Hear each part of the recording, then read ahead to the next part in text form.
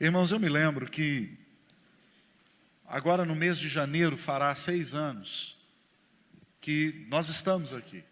Dia 4 de janeiro, se Deus quiser, fará 6 anos. E enquanto a gente estava carregando esses bancos aqui para dentro e o pessoal montando aqui lá da empresa, o pastor Liésio, a irmã Ana, nos trouxe à memória alguma coisa. Eu lembro que quando nós chegamos, aquele gasofilácio antigo que tinha aqui, nós fomos... Quem foi o rapaz que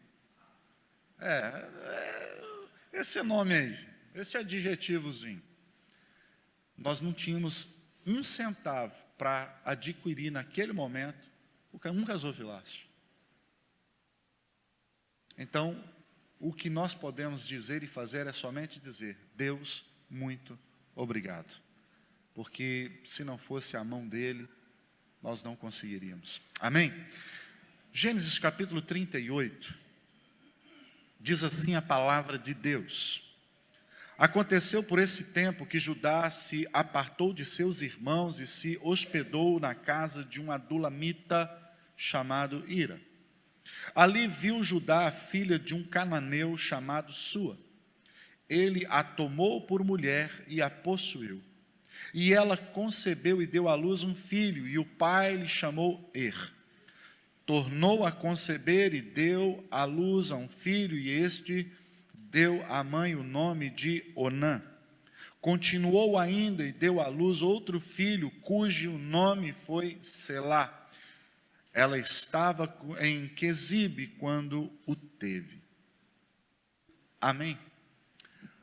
Quando nós olhamos para esse texto aqui, e olhando para Judá, um dos filhos de Jacó, e esse que vai dar o nome da tribo de Israel, ele que está na genealogia direta do Messias, nós vamos retroceder um pouco para que você entenda isso.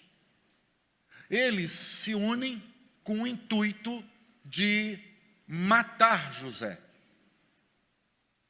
E matar é muito difícil. Vamos jogar numa cisterna. José foi jogado na cisterna. E agora está passando uma caravana de ismaelita. E aí alguém dá a ideia: vamos vendê-lo então. Pelo menos a gente ainda ganha algum dinheiro com isso. Então pegaram José, venderam-no para o Egito. Pegaram aquela túnica talá, que foi o pivô de toda a confusão, foi a gota d'água para os outros filhos de Jacó. E pegaram um animal, o mataram e sujaram aquela túnica com sangue, apresentaram para Jacó e disseram: algum animal deve ter pego José no campo e o matou. E não acharam corpo e nada.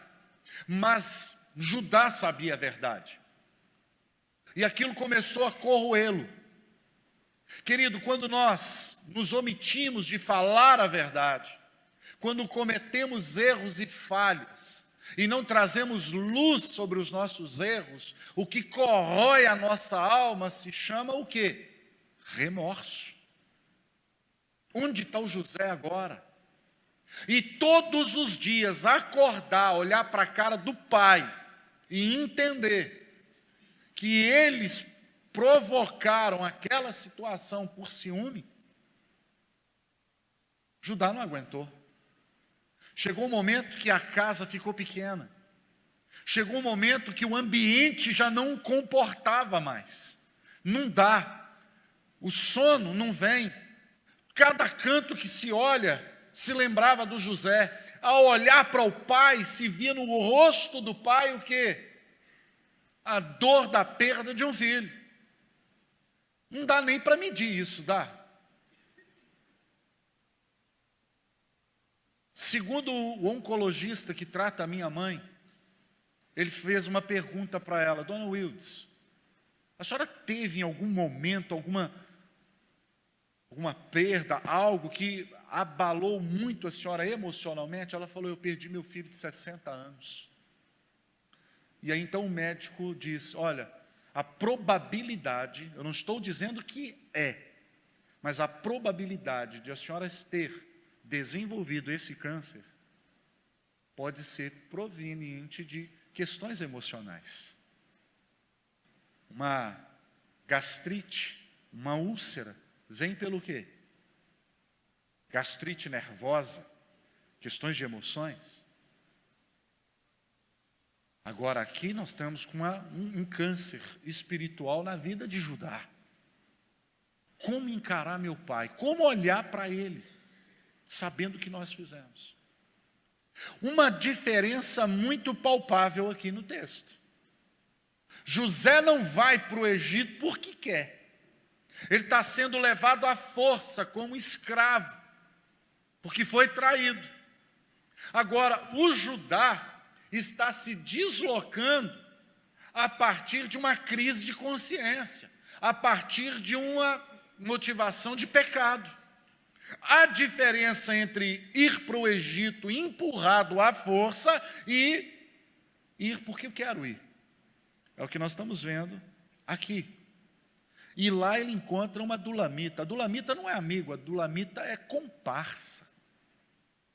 Tem pessoas que entram na nossa vida, mas não são amigo. É colega, é conhecido. Amigo se leva anos para construir, segundos para perder.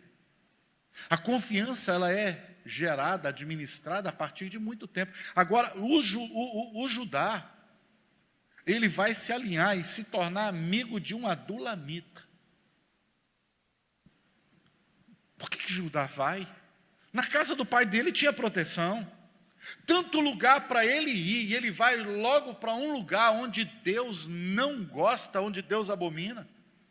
E o problema de nós frequentarmos ambientes onde Deus não está, é que nós vamos ser atraídos, a nossa atenção será atraída para coisas que não deveria. Porque o texto diz que quando ele lá estava, versículo 2, e ali viu Judá a filha de um cananeu. Cuidado com o que você anda vendo. Cuidado onde você está focando. Porque ele viu. Se eu olhar para Davi, em 2 Samuel, capítulo 11, ele também viu. E quando Davi viu Batseba se lavando, não sei o que acontece, mas parece que o senso da responsabilidade, o temor de Deus vai embora. E agora o que está sendo dado vazão é algo de carne, de pele. As consequências a gente não pensa. Nós não avaliamos aonde aquilo poderá nos levar. O que eu quero é satisfazer os meus apetites sexuais agora. Pronto. Quando eu estou num ambiente onde Deus não está, serei tentado a me tornar fruto do meio. No Evangelho de Mateus, capítulo 18, versículo de número 20, diz: porque onde estiverem dois ou em o quê? Não é só estar em 2, em 3. Não é só estar em 5, 6, 7, 8. É onde estiverem em meu, ali eu. A pergunta que um cristão deve fazer-se sempre é: Deus frequenta os ambientes e lugares que eu frequento? Deus frequenta as mesas que você está se assentando? Deus está nesses lugares, porque o primeiro passo para a derrota é eu me deslocar para um lugar onde Deus não está. E ali ele viu, e Davi viu, e tem gente que gosta de ver, e viu. E aquela visão gerou um pensamento. E aquele pensamento virou o quê? Um sentimento. Aquele sentimento começou a crescer.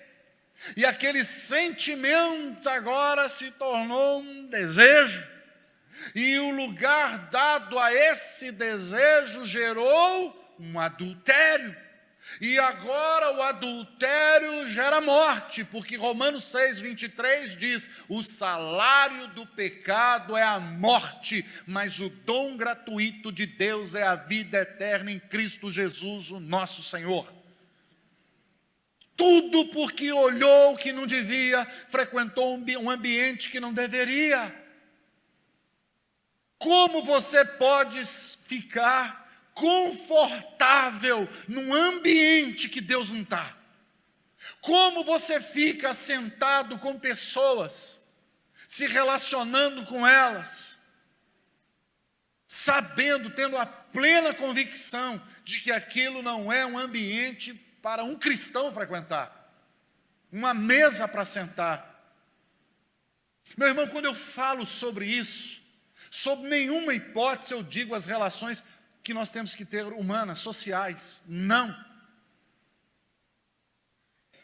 Porque caso contrário, a gente tinha que sumir do planeta Terra. Se você projetar, por favor, para que todos possamos ler, 1 Coríntios capítulo 5, versículo 10 e 11. Ele é muito enfático em dizer: refiro-me com isto não propriamente aos impuros deste mundo, ou aos avarentos, ou roubadores, ou idólatras, pois nesse caso tereis de sair do mundo. Então fica no 10, por favor. Paulo está dizendo, a relação que nós temos que ter no trabalho, no supermercado, no açougue, na rua, nos nossos ir e vir. A gente se relaciona com essas pessoas, tem jeito? Não tem. Você tem que comprar, você vende. Agora, olha o 11.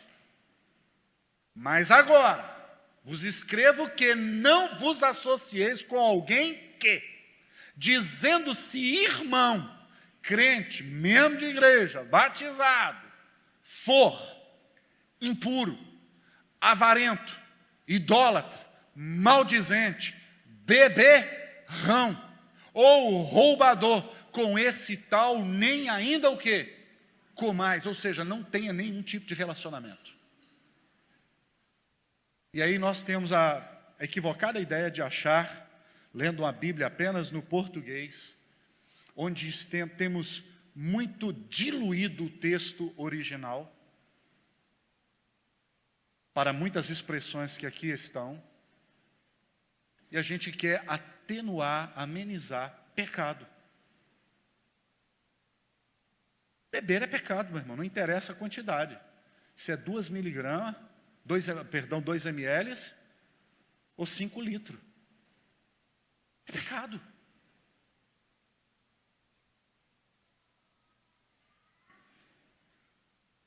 É pecado. Se eu participo de um grupo, e em todo grupo no planeta, por mais avacalhado que seja, tem regra. Se eu ali estou e eu as descumpro, eu estou expondo o grupo que digo ser fiel a ele. Como alguém pode vir à igreja, saber das regras, saber de tudo que compõe o seu conjunto doutrinário e de forma deliberada vai contra aquilo que ele um dia jurou ser fiel? Como Judá quebra princípios já pré-estabelecidos por Deus, e ele os conhecia muito bem, porque o patriarca Abraão foi enfático em dizer ao seu mais fiel servidor da casa: não busque esposa para o meu filho Isaque no meio desse povo no qual eu habito. Não, vá à nossa casa, vá no nosso povo. Então ele já está me dando um parâmetro para casamento. E ele está dizendo que casais, ou casamento misto, vai ter problema. Como que um ímpio vai casar com um cristão? Um vai para God e o outro vai para o pagode. Não vai rolar. E a defraudação e a degradação, ela não acontece instantânea. Ela é lenta.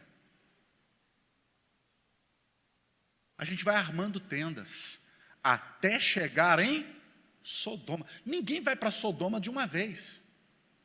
Ninguém se torna um alcoólatra inveterado no primeiro gole. É só mais um pouquinho, é só mais um pouquinho, é só mais um pouquinho, é só mais um pouquinho. Quantos pais terão problemas com filhos que se tornarão alcoólatras porque aprenderam a beber dentro da própria casa? Pensa aí. Quantos pais terão problemas em muitas áreas porque os filhos aprenderam isso vendo o comportamento dentro de casa? O nosso problema é que nós não somos fiéis nem a nós mesmos, nem aquilo que a gente diz que será fiel. Eu fico impressionado que na classe preparatória ao batismo, tudo é exposto, tudo é claro, tudo é dito. Os padrões bíblicos é esse aqui. Não faça isso nem isso. Vocês estão de acordo? Vocês estão entendendo? Sim. Mas na primeira oportunidade começam a quebrar. E ai de alguém se falar o contrário. Eu acho o seguinte, você pode tomar da número 1 a 51. Se você quer usar cocaína, cheire o quanto o seu nariz aguentar. Se você acha que ter uma vida conjugal, depravada, imoral, é normal, tenha 50 parceiros, vai fundo. Só não faça isso sendo membro da igreja, traindo seus irmãos aqui e fazendo da igreja lá fora piada. Ah lá, membro da igreja, ah lá o que está fazendo. Isso não é moral, isso não é legal. Se eu tenho coragem para fazer o que não é lícito, devo tê-la na mesma proporção para me posicionar dizendo, olha, eu não quero só ter um nome, eu não quero ser um cristão nominal. Judá está nessa pegada, mas ele viu. O negócio é quando a gente foca, o negócio é quando a gente vê. Salmo 101:3, Davi falou, não porei coisa má diante dos meus olhos. Mas por que Davi está falando isso? Porque ele experimentou a consequência de focar na direção errada. Davi viu na pele, ele sentiu isso na casa dele. Uma simples olhadela pela sacada da casa complicou, gerou morte para os filhos, estupro dentro de casa. Uma olhadinha, inocente, que foi desencadeando uma série de fatores. O caminho que nos leva para a morte, muitas vezes, ele é quase que imperceptível. Quando a gente assusta, está lá. Salomão, ao observar da sacada do palácio um jovem,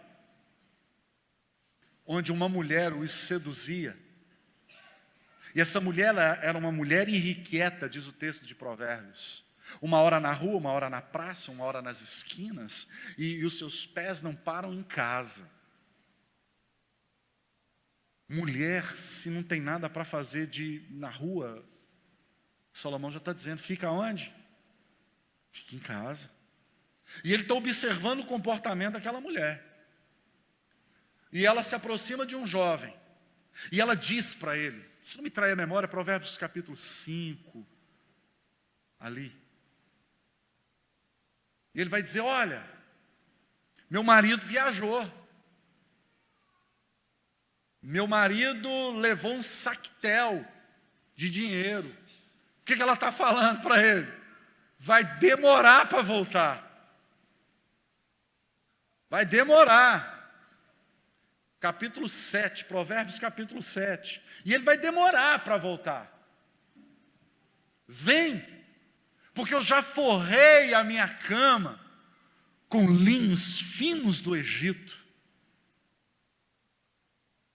Vamos. E vamos fazer amor a noite inteira. E Salomão olhando aquilo. E olha a conclusão de Salomão em Provérbios 7. E aquele homem, aquele jovem foi enredado, enlaçado. E ele está indo como um boi que vai para o matadouro, sem saber que aquilo vai trazer uma consequência de quê? Vai morrer, gente. Pecado gera morte. Pecado traz consequências. Se não trouxer agora, vai trazer no futuro. O que o pastor Wesley pede não é muito. Seja fiel àquilo que você votou um dia. Seja fiel a você, porque acho que a maior traição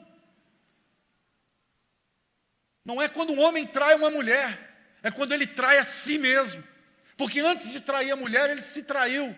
Ele traiu as suas crenças, ele traiu os seus valores, ele traiu Deus. E depois que a gente mata a consciência, qualquer pecado, gente, é fácil. Nós, como essa igreja, nós vamos precisar rever isso. E eu vou pregar muito sobre pecado sexual.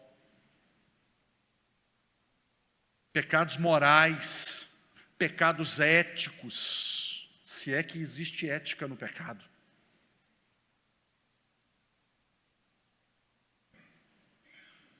Você quer ver um outro negócio que nós precisamos mudar em nome de Jesus, que parece que é muito bobo, mas é pecado. Crente não bebe. Complete a frase. Crente não bebe. Crente não bebe. Glutonaria. Você não pode ser conhecido com isso. Eu fico pensando, às vezes eu vou em alguns ambientes, eu sento em alguns lugares, as pessoas sentam e dizem assim, eu vou sentar na mesa do pastor, porque aqui na mesa do pastor o negócio é farto. E eu vou comer hoje igual um pastor. Aí eu falo, pouquinho e com educação.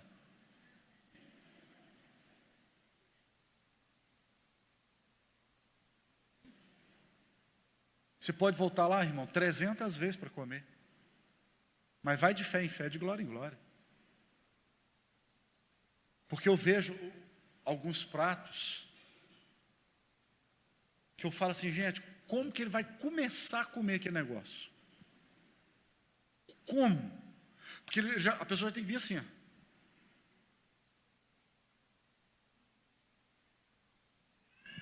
Tem um negócio assim. Aí você olha e fala, sangue de Jesus tem poder. Esse cara não tem uma solitária na barriga, não. Ele tem um conjunto de lombriga. Eu falo assim, não, isso não é normal. Não, pastor, nós é templo do Espírito Santo, né? Pois é, eu sou a catedral. Que vai ter bastante espaço. Porque você é templo do Espírito Santo, você tem que cuidar bem dele, porque Deus vai te pedir conta. Você sabe por quê? O texto de Paulo aos Coríntios sobre isso diz assim, se você destruir o templo de Deus, que sois vós, Deus irá destruir vocês. Então, se eu não cuidar da minha saúde, se eu não cuidar do meu corpo, Deus vai me arrebentar também. Isso é Bíblia. Glutonaria, está lá nos frutos da carne de Gálatas 5, a partir do 18. Mas o fruto da carne, pode estar lá para a gente ler. Os frutos da carne. Gálatas 5, vamos pegar do 19 ali, já vai dar. Gálatas 5, 19. Olha que coisa linda. Ora, as obras da carne são conhecidas, são prostituição, impureza, lascívia, idolatria, feitiçaria, inimizade, porfia, ciúmes, ira, discórdia, dissensão, facção, inveja, bebedice e coisas semelhantes a estas, a respeito das quais eu vos declaro, como já outrora vos preveni, que não herdarão o reino de Deus os que tais coisas praticam. Porque tem quem come para viver e quem vive para comer. São pecados que a gente vai lidando com eles e eles vão se tornando normal e corriqueiros na nossa vida. Não pode. Você tem que cuidar de você. Você tem que cuidar da sua saúde. Saúde emocional, saúde física. Você precisa se cuidar. Por isso Deus falou, penosa é aos olhos do Senhor a morte dos seus santos. É penosa. Por quê? Morreu fora da hora. Podia ter evangelizado mais, podia ter feito tanto para o reino, morreu cedo. Por quê? Não cuidou da própria saúde. Mas eu estou vendo, pastor, quando eu vejo assim, pastor, eu fui tentar fazer isso outro dia, falei, não, agora não vou comer não. O cara começou a ter elucubração mental. Ele começou a sonhar com coxinha, com dente correndo atrás dele. E garrafa de Coca-Cola vinha assim, me beba, me beba. Aí eu acordei assim e falei, misericórdia, pastor.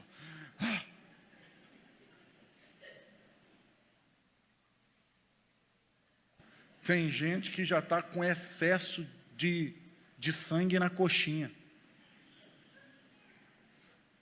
Entendeu? É o inverso mesmo.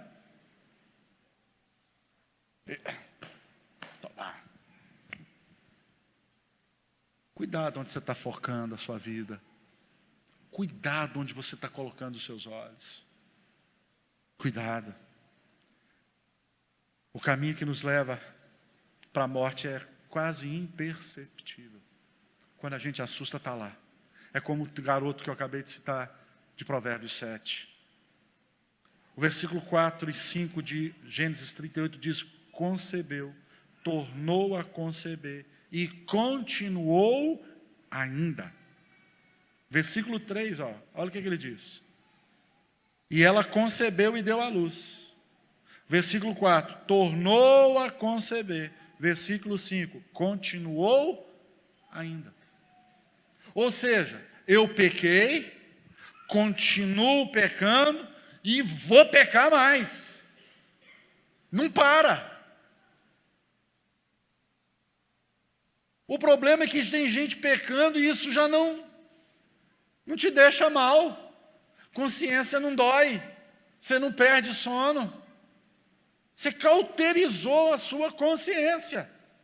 2 Coríntios capítulo 4, Paulo diz, o qual o Deus deste século cegou o entendimento dos incrédulos, para que não lhes resplandeça a glória do Evangelho do nosso Senhor e Salvador Jesus Cristo. Poxa. Cegou. Cegou, o entendimento está cego. Está relativizando pecado. E quer pegar texto bíblico para pecar ainda. Não pode mais, não cabe mais no tempo onde nós estamos vivendo. Vocês estão conseguindo ler as estações?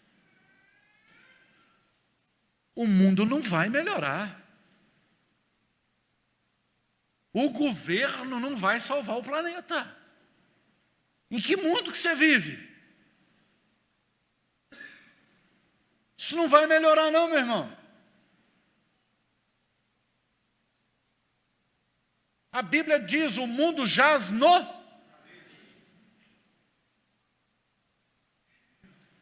A Bíblia diz que a natureza geme e sofre dores de parto pelo seu Criador. Olha a natureza aí como é que está. Noé, está vendo esse arco lindo aqui? Aliança contigo. Nunca mais vai acabar com água. Mas eu vou te dar um hashtag, fica a dica. Essa terra que agora existe estará sendo entesourada para o quê? Para o quê, igreja? É o que diz a Bíblia. Essa terra que agora existe, ela está sendo entesourada para o fogo. O que está acontecendo aí? Você acha que vai melhorar? Estatística de 2050 que haverá refugiados do clima. Já estão querendo reduzir de 2050 essa questão dos refugiados do clima. E a gente está sendo guiado. Eu vi e eu não acho que tem problema. Na verdade, você só não entende que isso que você diz não ter problema está se tornando o seu Deus. Nós não estamos vendo a apostasia gradual. Bem-aventurado o varão que não anda no conselho dos ímpios, não se detém no caminho de pecadores e não se assenta à roda dos escarnecedores. Eu vou falar um pouco sobre isso na mensagem da noite, sobre a destruição da família. Mas eu vou te dar só um spoiler aqui. Bem-aventurado o varão que não anda no conselho dos... Você acha que conselho de ímpio é o cara que senta na mesa do lado da sua e que fica te dando conselho, como que você vai fazer e desfazer no seu casamento, na sua vida profissional e etc.? Não é isso que o texto está falando, não. Conselho de ímpio não é isso, não. A gente acha que conselho do ímpio é o cara que vem me dar um conselho, misericórdia, queima Jesus. Quem dera se fosse só isso. Mas é muito mais do que isso. Mas à noite eu falo sobre isso. Quando eu estou concebendo, continuo a conceber e vou indo, avançando, o nome que se dá a isso é rebelião reiterada. É rebelião, pecado planejado. Muitos anos pecando, meu irmão, não é acidente, é revolver-se na lama. Vocês estão me entendendo aqui nessa manhã, amém? Porque, irmãos, é uma verdade. Ratar, pecado, é eu vir e tropeçar, e esse tablet da Apple cair, acidente. Aonde é eu empurrá-lo.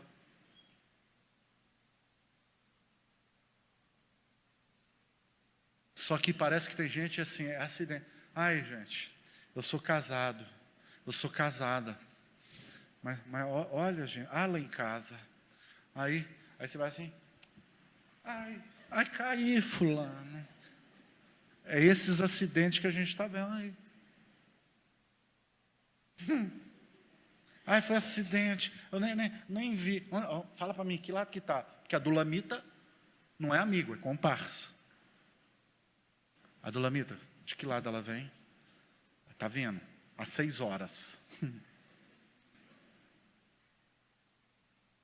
Agora ela está às 9 horas. Aí ele vira e... desculpa.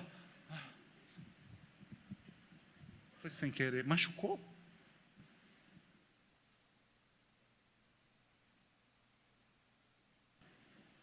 Em 2 Pedro 2,22 diz que o cão voltou ao próprio vômito e a porca lavada voltou a revolver-se na lama. Não adianta, você pode pegar uma porca, um porquinho, botar na banheira, dar o melhor banho da vida dele, deixar cheirosinho. Quando você soltar a primeira lama, o primeiro poço com lama que achar, o que ela faz? Não adianta. A pessoa pode vir para a igreja. Ela pode ser lavada pela palavra que está sendo pregada. Mas quando ela sair dessa porta, ela vai trair a si mesma. Porque a natureza dela é a lama. Um cão que está passando mal. Você olha para o bichinho e está lá assim... que alguma coisa no estômago do bicho não está boa, ia estar lá. Aí o cachorrinho vai e faz o quê? Ele bota para fora o que estava ruim. Aí ele olha para um lado, olha para o outro, come de novo. Aí você diz que nojo, eca. O que você acha que você faz quando você trai a si mesmo? Reiteradas vezes. Você expurga tudo que está ruim e depois você vai lá com a própria mão e bota para dentro de volta. Esse adágiozinho aqui de Pedro, é isso. É o que nós estamos fazendo. Agora, onde que esses meninos nasceu? Versículo 5. Continuou ainda e deu à luz outro filho, cujo nome foi Selá. Ela estava em Quezib. A palavra Quezib no hebraico significa lugar de engano, lugar de decepção, desapontamento, mentira, fraude. Isso aí está lá no dicionário de Strong.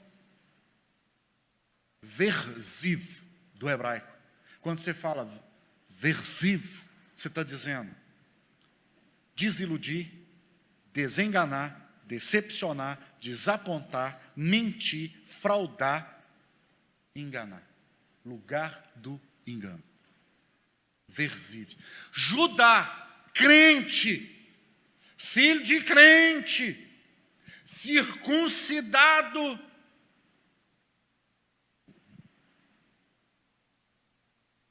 Ainda não, né? Vamos tirar a circuncisão do Judá. Então já fui na ponta do prepúcio do pobrezinho do Judá. Isso veio lá depois. Mas vamos pôr que ele estava circuncidado no coração. Membro da igreja do pai Jacó. Foi gerar os filhos dele no lugar do quê? Do engano.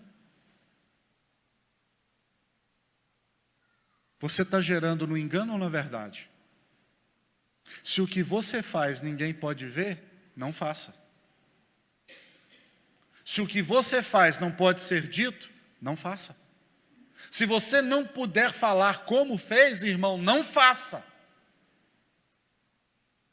Talvez você fique aí tipo assim. Isso é problema seu, irmão. Cada um dá conta de si mesmo a Deus. Eu só tenho que pregar. Agora, eu desafio qualquer um a me provar que eu estou errado aqui. Aqui que é o negócio. Porque, infelizmente, o que a gente mais tem na igreja é os axiologitas de plantão. Se é que essa palavra existe. É os axiólogos. Eu acho. Mas a gente está gerando no engano. E o duro é que eu estou levando os meus filhos para serem gerados no lugar de engano. Vira para quem está do seu lado e diga assim, vamos gerar na verdade. Gera na verdade. Para de gerar na mentira. É feio. Você está lá no seu setor de trabalho. Lá no seu setor de trabalho tem uma plaquinha escrita assim, proibido isso. E você faz, você peca. Você está pecando. Se você é membro dessa igreja, já cansou de me ver por quase 6 anos, eu dizer, isso aqui não está correto, você está pecando. Já dei um exemplo que até o Arthur do Everton entendeu, quando eu disse, se eu disser agora, é pecado quem ligar esse ventilador. Irmão, é pecado ligar o ventilador? Sim ou não? Agora é, porque há uma palavra de ordem, não faça, é proibido.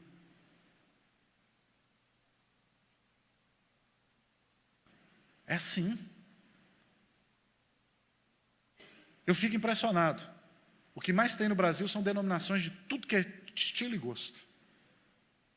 Tem denominação que vende urina de leão, peninha de anjo. Tem igreja para tudo, até para os crentes de internet, porque agora tem crente que é crente de pastor da internet. Tem para tudo que é gosto. Ali não pode isso, não pode aquilo, mas ali já pode. Então acho que eu vou para aquela, porque aquela pode isso, pode aquilo. Ah, não, eu sou mais, né? Eu preciso de mais regra, comigo tem que ser um negócio mais firme. Então eu vou para essa daqui, porque é essa daqui que o negócio é mais pegado. Então é para cá que eu vou. Agora tem igreja à la carte. Você pode, escolha o seu cardápio. Mas a igreja de Jesus não funciona assim. O próprio Jesus falou que se Satanás expulsa Satanás, o reino dele está dividido. E se o reino está dividido, ele não subsiste. Até na coisa errada tem regra. Até no tráfico tem regra. Quem transgredir lá no tráfico morre. Agora, quem transgride na igreja morre também, espiritualmente. Morre. Mas está lá o Judá, gerando no engano. O pior estágio do erro, irmão, presta atenção. O pior estágio do erro não é quando erramos. É quando nós levamos outras pessoas a errar também. Eu tive o desprazer de chamar uma pessoa dessa igreja e dizer, irmão, isso não convém. Mas o fulano e a fulano de tal estava lá também. Aí eu fui porque eu vi eles lá. E como eu os vi lá, e eu os tenho como um parâmetro de pai, de mãe, e etc., então eu fui e levei meus filhos para aí também. Como que você guia a sua vida a partir de um negócio desse? Mateus 23, 14, por obséquio. Mateus 23, 14. Ai de vós, escribas e fariseus hipócritas. Ah, não é isso que eu quero não, gente. Eu quero é o cego guiando o cego. Vão cair ambos no buraco. Vamos lá. Está aí no 23 mesmo. Localiza. Acha aí os meus universitários. Vamos lá, pode ir passando. 24. Aqui alguém gritou 24. Não, você engoliu um camelo, não é esse não. 16? Vamos lá no 16, gente. Vamos lá, hoje é EBD. Pastor também de vez em quando trava o HD. É 16. Não. Eu quero esse versículo aí no capítulo, irmãos, ó. Ai de vós, cegos, guias de cego. Porventura um cego pode guiar o outro? Cairão ambos no... eu estava nele, foi o que eu citei primeiro, não foi não?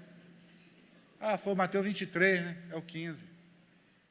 Deixai, são cegos, guias de cego. Ora, se um cego guiar outro cego, cairão ambos no buraco. É porque eu falei 23, 14, né? Era 15, 14.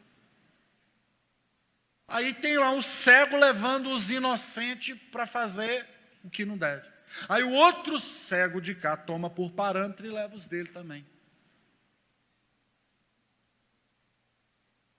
E aí eu fico assim, então fulano também estava lá com a família fazendo esse tipo de coisa também? O senhor não sabia não? Ai meu Deus, não sabia que era errado. Pastor, pelo amor de Deus, não fala que foi eu que falei não. Eu falei, dançou, irmão. Dançou. Porque Romanos 1,32 diz que é passivo de morte, não só quem faz, mas quem consente com os que estão fazendo. Morre não é só quem fez, é quem sabe e se omite. Os omissos também estão no mesmo quadro. Nós precisamos tomar cuidado. Agora olha, presta atenção. Quando a gente leva os filhos e gera-os no engano, olha o versículo 7. Porém, o primogênito de Judá era perverso perante o Senhor, pelo que o Senhor o fez morrer. O cara era tão ruim, esse filho de Judá era tão ruim, que Deus fez o que com ele? Matou. Como que você gera no engano, você vai gerar coisa boa? Não tem como sair coisa boa gerada na camuflagem. Não tem. Deus o matou. Mas aí, versículo 9. Sabia, porém, Onã, que o filho não seria tido por seu. E todas as vezes que possuía a mulher de seu irmão, deixava o sêmen cair na terra, para não dar descendência a seu irmão. Que cara, hein? Como que funcionava a lei? Por exemplo, lá em casa são agora 4 irmãos. Se nós estivéssemos no Antigo Testamento, meu irmão Josadaque faleceu, e ele é casado. De acordo com a lei, então eu vou pegar a esposa dele, se ele não tiver tido filho com ela, e então ela vai se tornar minha esposa, e eu vou ter filho com ela. Só que o filho que eu tiver com ela não vai ser meu, será do meu irmão que faleceu, para suscitar descendência para ele. É o que está escrito aqui, acabei de ler isso aqui. Só que o Onã falou assim, o filho que eu tiver com ela não vai ser meu, vai ser do meu irmão, e a herança toda vai para esse menino, e não para mim. Então, toda vez que ele tinha relação sexual com ela, o que ele fazia? Jogava o sêmen na terra. Deus achou aquilo tão abominável, e o que Deus fez com ele? Matou também. Vira para quem está do seu lado e fala assim: Deus mata. Irmão, a gente prega só o Deus de amor, mas Deus também é justiça. Está na hora da gente começar a parar de pregar Deus de amor e começar a lembrar as pessoas que Deus também é um Deus de justiça. Um Deus que vai cobrar. Um Deus que vai mandar a fatura. Onã, no hebraico, você sabe o que significa? Força. Qual é a mensagem que a língua hebraica traz para nós dentro desse contexto? Se não vai levar meu nome, se eu não vou ser beneficiado, eu também não dou a minha força. Se o meu nome não vai ser citado na igreja, se não vão me botar para liderar nada, também não entrego o dízimo, também não contribuo, também não ajudo, não faço nada. Ou não. Então, olha a mentalidade se mudou. De 4.000 anos e alguma coisa, o calendário judaico, quase 6.000 anos, até agora. Não mudou. E Deus fez o que com ele? Matou. Versículo 10 e 11. Isso, porém, que fazia era mal perante o Senhor, pelo que também o Senhor o fez.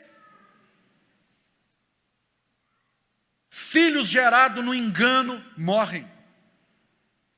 Não tem como você gerar no engano e viver. Não tem como você trair e continuar vivo. Você morre. Você morre espiritualmente. Você morre, você vive. Você existe, mas não tem mais vida no que você faz. Vocês estão me entendendo aqui, irmão? Sim ou não?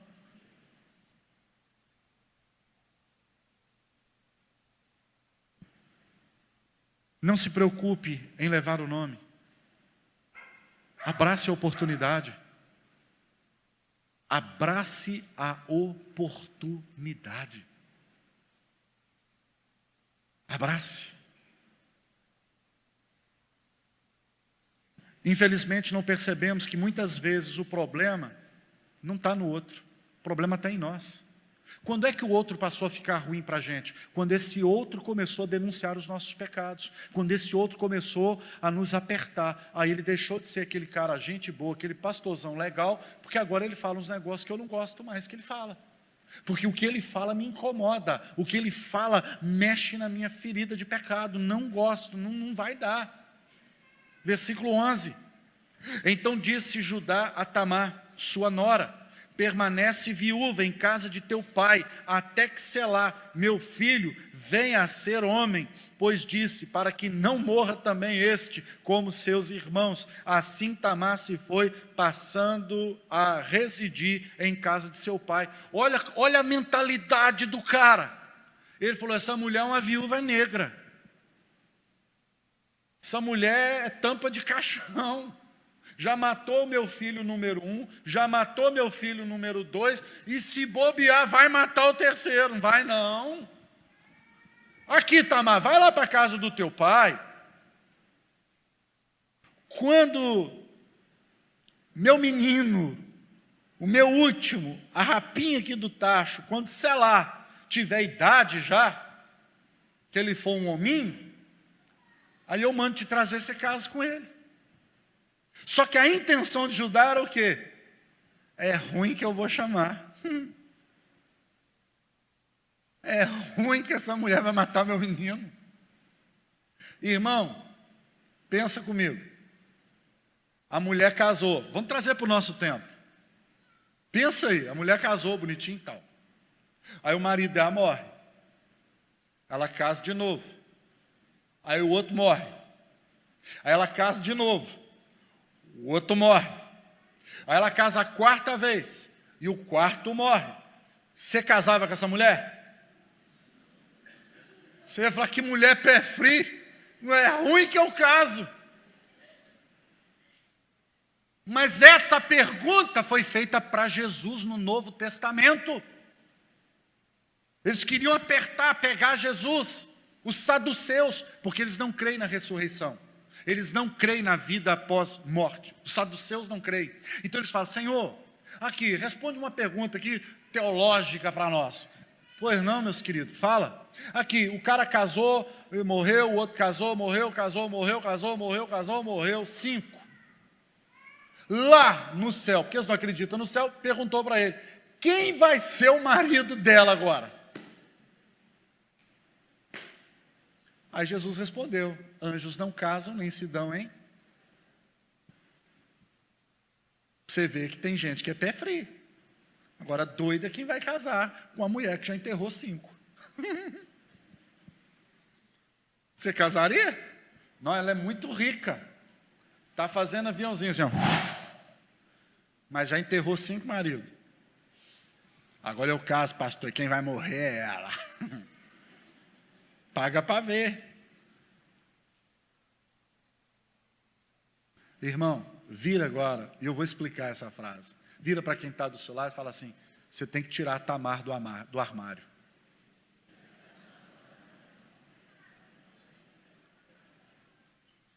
Vira para o outro lado e fala, tira a Tamar do armário. Vou explicar o que é a Tamar, porque o cara pegou, o Judá pegou a Tamar e mandou para casa do pai dele, fica lá no armário, fica escondida lá, que você é pé frio, você é problema. Tem problemas que nós colocamos nos armários da nossa vida, que nós precisamos tirar ele de lá e resolver. Entendeu agora? O tirar a Tamar do armário. Tem problema que você não pode engavetar e deixar lá e fazer de conta que ele não existe, precisamos resolvê-lo. Porque senão você não dorme, você não vive. Não dá para viver uma mentira. Porque toda vez que você vir aqui, uma palavra que eu pregar vai te confrontar, e você que é rebelde, não quer mudar, fica com raiva de mim, da igreja do planeta. Mas isso seria facilmente resolvido com uma mudança comportamental cristã sua. Porque eu continuo mesmo, aquele cara legal, bacana, que você sentava para conversar, e que a gente ria junto. O que mudou? Água e óleo não mistura. Pecado e santidade não vai rolar. A minha função é confrontar, a minha função é denunciar pecado. E se eu tiver algum que você saiba, pode falar agora aqui para a igreja. Pode falar da minha moral, meu casamento, pode falar. Pode falar da vida financeira da igreja? Fala aí, aonde que está? Vai nos comércios da cidade, fora dela, puxe meu CPF, olha se eu devo em algum lugar. Pode vir, faz o pente fino na minha vida, olha aí se eu tenho alguma coisa para esconder. Quem anda de dia não tropeça. Jesus um dia, quem sou eu para isso? Mas Jesus disse para um amigo dele, quem dentre vós me convence de pecado? Você já imaginou o que é isso aí, meu irmão? Todo mundo com sangue no olho querendo matar ele, e ele falou, quem dentre vocês aí me convence de pecado? Fala um pecado meu aí.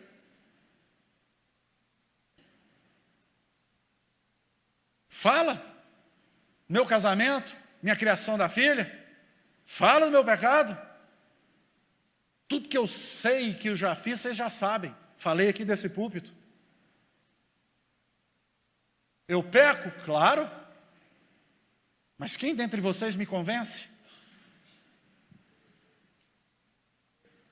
Assim tem que ser a sua vida, meu irmão.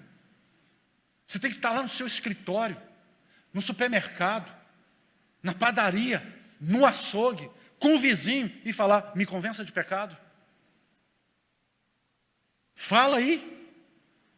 O que eu estou fazendo que é contrário aos princípios nos quais eu prego?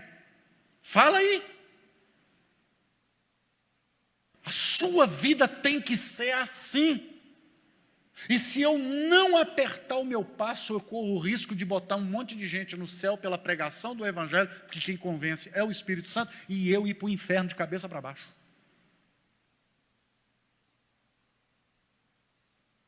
Meu irmão, nós precisamos rever o que eu quero ser. Porque nem pecador direito você é. Você é um pecador meia boca. Você é um pecador 1,99. Porque você peca, mas você não peca direito, você não peca legal, você não peca gostoso. Porque você tem que pecar assim meio na...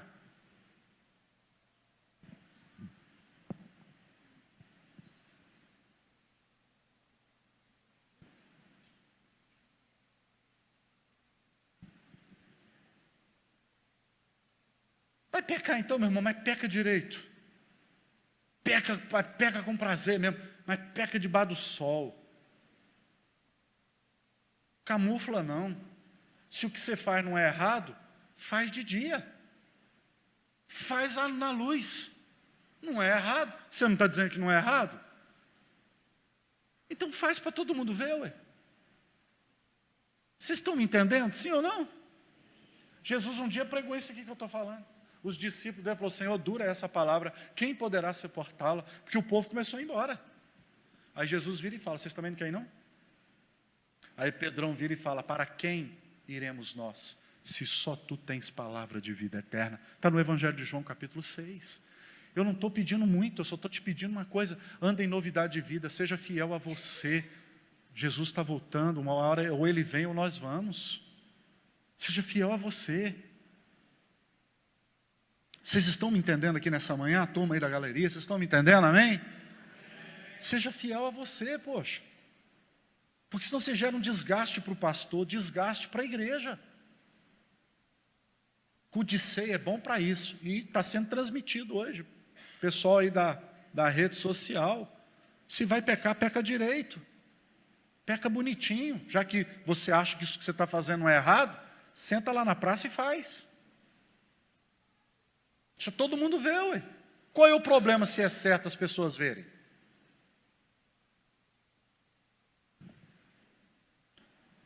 Diga para quem está do seu lado assim, você é mais vigiado do que você pensa.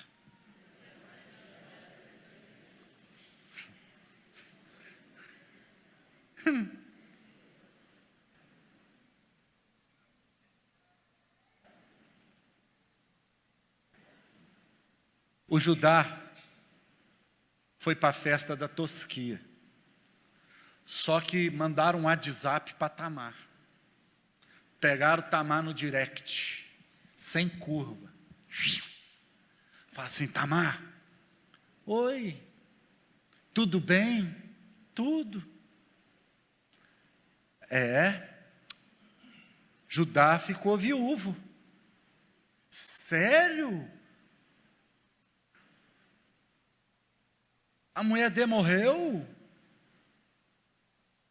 Olha o nome da mulher, Sua. Uns nomes esquisitos, né? Como é que é o nome da sua esposa? É Sua. A Sussu morreu? Morreu. Vamos ficar assim no português, fica mais bonitinho, né? A Sussu morreu. Aí a Tamar, eu gostava tanto da minha sogra. Mas ela não gostava muito de você não, você matou 2 filhos dela.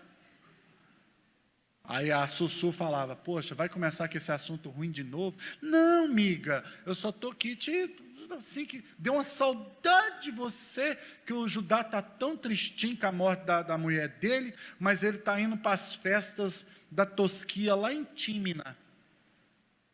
E você sabia que o Selá está um homem bonito, Tamar. Você tem que ver que homem que o Selá virou. O Selá virou homem? Virou. E o sogrão está me dando um caô? Você não sabia? Perdão, Tamar. Estou tocando a campainha aqui, eu vou ter que atender. Daqui a pouco nós conversamos. Aí desliga.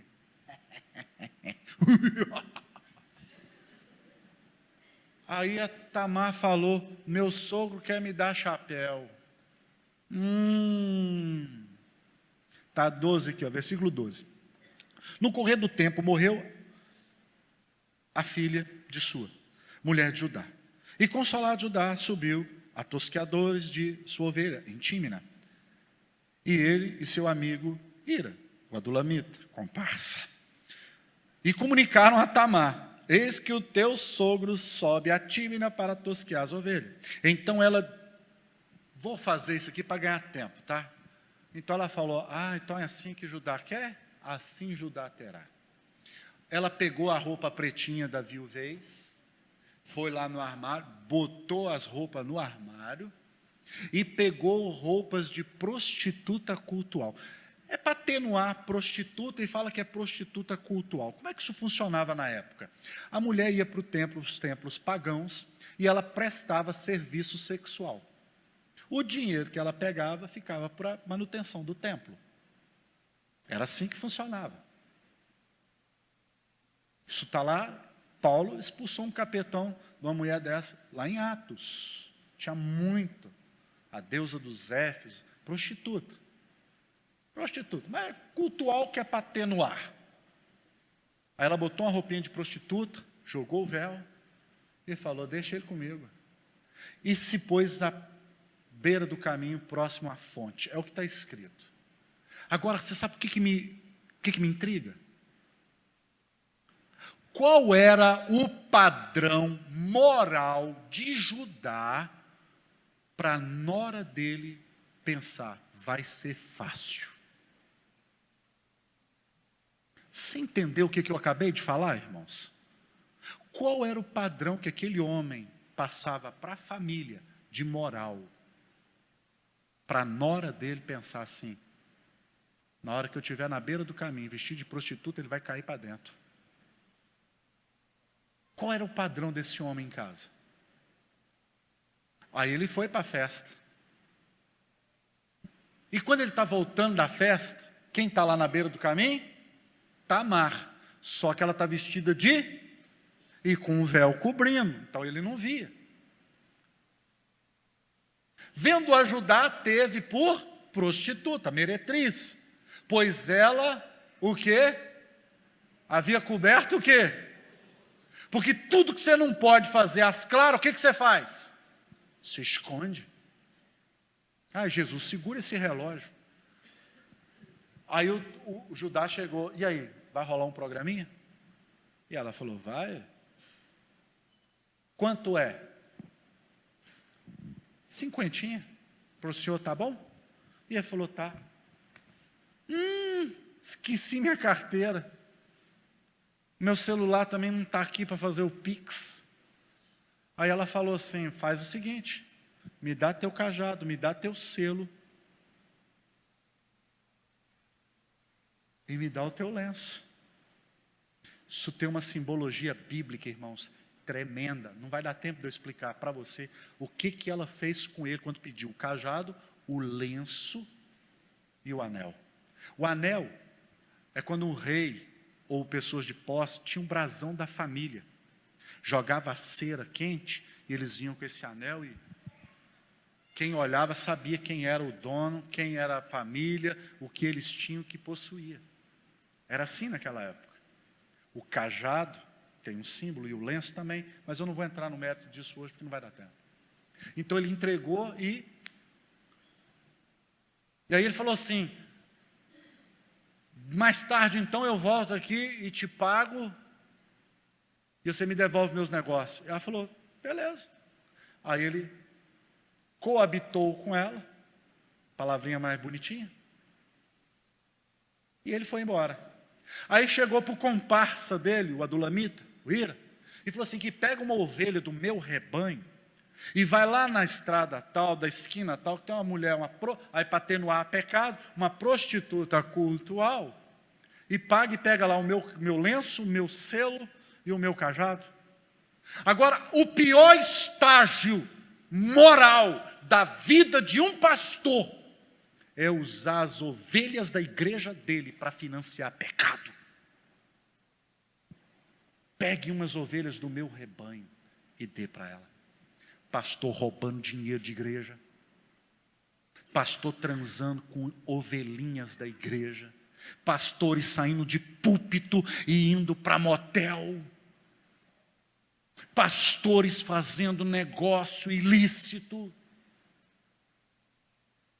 O pior estágio da vida de um pastor é quando ele usa o rebanho que Deus confiou a ele para promover os seus pecados.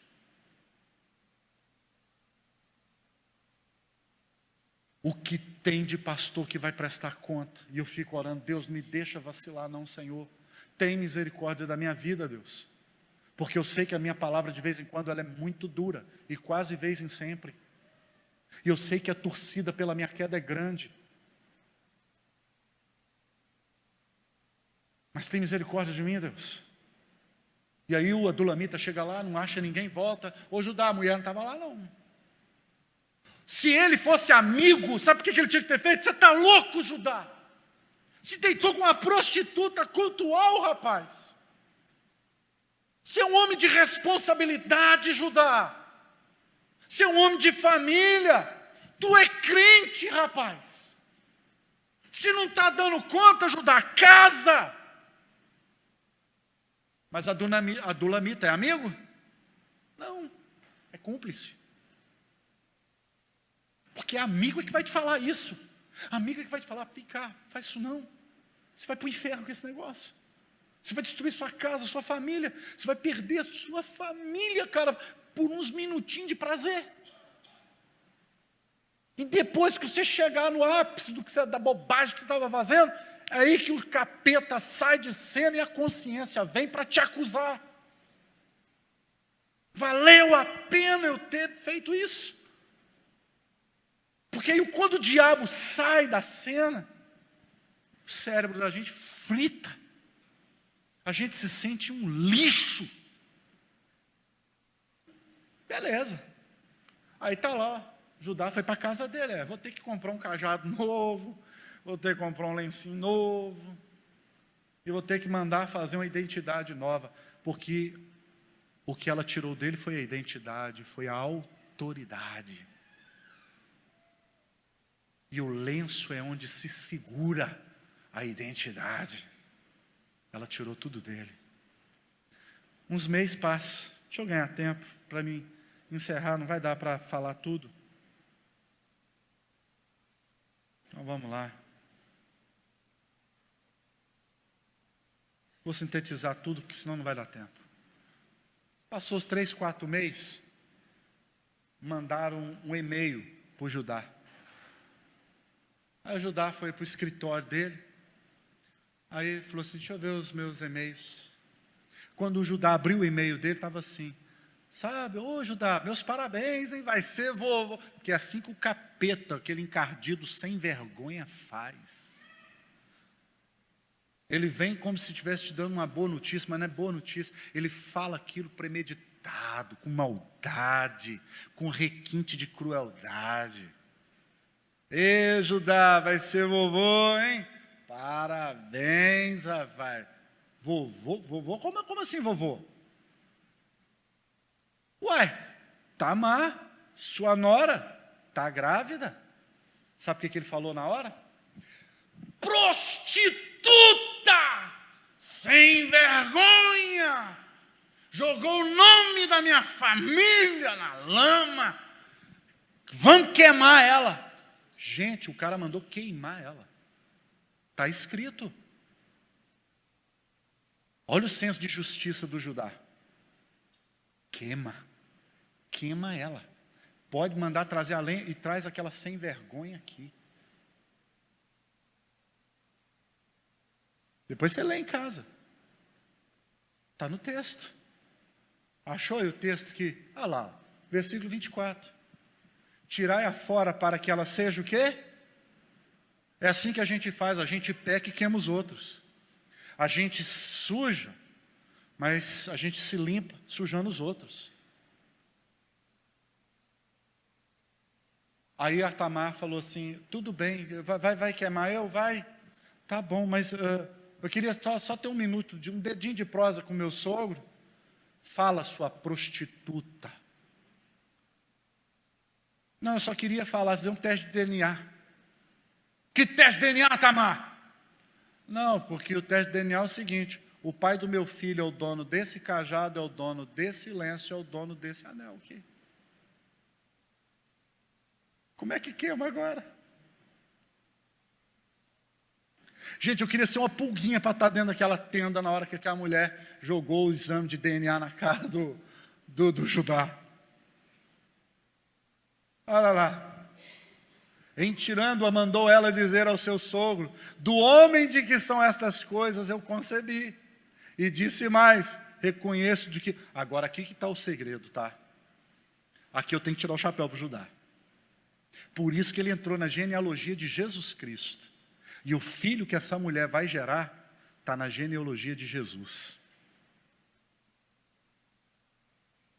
Olha como que Jesus, irmão, ele pega uma maldição e transforma em bênção. Olha como o nosso Deus pega algo que tem tudo para dar errado e faz dar certo. Sabe o que Judá falou? Tu é mais justa do que eu. Você é mais justa do que eu, Tamar. Porque eu te enganei. Ninguém vai queimar Tamar.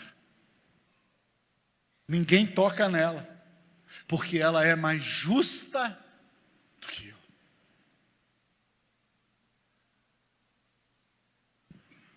Irmão, a Bíblia diz que nunca mais Judá tocou nela.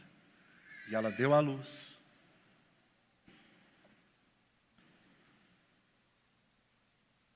E veio quem no ventre dela? Gêmeos no seu ventre. E Judá nunca mais botou o dedo. Judá falou assim: eu vou voltar para a casa do meu pai. Vou voltar para a casa do meu pai. Judá naquele dia virou homem. Porque ele assumiu as responsabilidades dos seus atos. E Judá volta. Sintetizo aqui para caminhar para o final, dizendo para você o seguinte: os filhos de Jacó fizeram o que era mal. Os caras aprontou legal. Para você ter uma base, o filho dormiu com a mulher do pai dele. Pensa. Na igreja de Jacó, o filho dele dormiu com a mulher do pai dele. E aí lá quando Jacó vai dar uma bênção para os seus filhos, Jacó foi jogando na cara de um por um os pecados que eles cometeram. Mas quando ele chegou em Judá, ele não jogou o pecado. Você sabe por que Jacó não jogou o pecado na cara de Judá? Porque quem resolve a vida tem o pecado perdoado. Foi, você é isso, você é aquilo, aquilo outro. Quando chegou em Judá, falou, o Judá perdeu o cajado, né? Mas olha em Gênesis, o seu cajado agora será um cetro de ferro. Não é de madeirinha não, agora é de ferro. Você vai ser abençoado. Porque na minha e na sua vida não é como a gente começa, é como a gente termina. As pessoas estão perdendo temor de Deus. As pessoas estão perdendo a sensibilidade. Como que você pode trair um Deus que te abençoa tanto? Como você pode não servir um Deus que faz tanto por mim e por você? Olha para a sua vida. Eu não te conheço, te conheço aqui. Mas Deus está com você nas madrugadas frias da sua vida. Como que você pode fazer isso com Ele? Comigo eu entendo. Como que você pode fazer isso para um Deus que morreu por você numa cruz? Como que você não serve a Ele com tudo que você tem, com todo o seu talento? Como? Como que você é capaz de oferecer só o resto para Ele?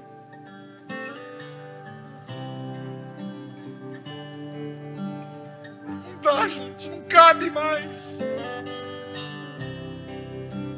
Não cabe. Essa vida, você nem é crente direito, nem é pecador direito. Porque você não é quente, porque você não é frio, Você é morno.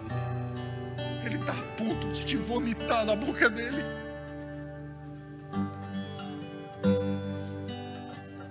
Não dá para servir Deus de qualquer jeito mais.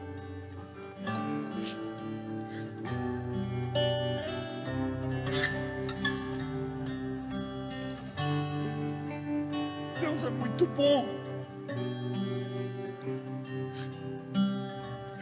Fico olhando onde eu estaria se Ele não tivesse me alcançado. Eu seria um ótimo pecador, gente. Talvez eu nem vivo estaria. A maioria em massa dos meus amigos já estão mortos, levados pelo tráfico. E os poucos que restam estão com a vida destruída. A gente olha para eles. Quando eu vou lá no bar, Netinho, eu olho o cara que jogou bola comigo, forte, não tem um dente, parece uma caveira, fede. Isso é a condição de um homem sem Deus. Talvez a sua aparência tá legal, mas aí por dentro tem uma lepra chamada pecado que está te corroendo. Até quando? Até quando a gente vai viver assim? Quem resolve a vida com Deus não vai ter pecado lançado na cara. Quem resolve a vida com Deus nunca vai ter tudo que fez jogado na cara. Você vai ouvir: meu filho, dos teus pecados eu já não me lembrarei mais. Essa é uma manhã que você precisa resolver a sua vida. Querido, ou é tudo ou nada. Deus não vai aceitar mais ou menos. O diabo está investindo para matar a sua família. Acorda. Acorda enquanto ainda dá tempo. Acorda porque ainda dá tempo. Jesus vem. Vamos ficar de pé, vamos adorá-lo.